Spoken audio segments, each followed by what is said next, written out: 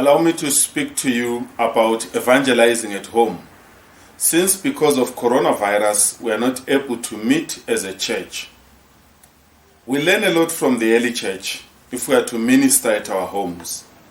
In the history of the church, that is, in the early church, we find that the believers held all things in common and took care of one another. This was all motivated by the love that they had received, the love of God that we await and prepare for at Pentecost. Today at home, we are called and challenged by the early church and by our own identity as God's children to take care of one another, to hold all things in common. In other words, the call that we have, which has always been for us Christians, is that we love one another. We share.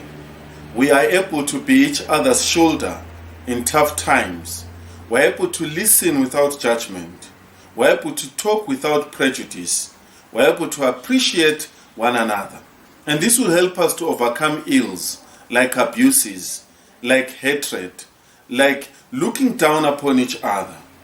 Let us know that when we care for one another, only then will we be able to bring others to God. Let me share with you that ministering at home is the best image and picture of what the church would be after COVID-19.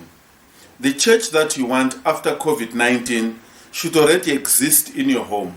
When you're able to love one another, forgive one another, care for each other, and bear the burdens of one another.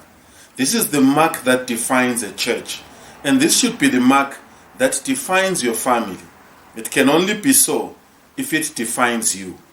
As we receive the Holy Spirit, let us be able to respond to this love by loving God with the very love He has loved us.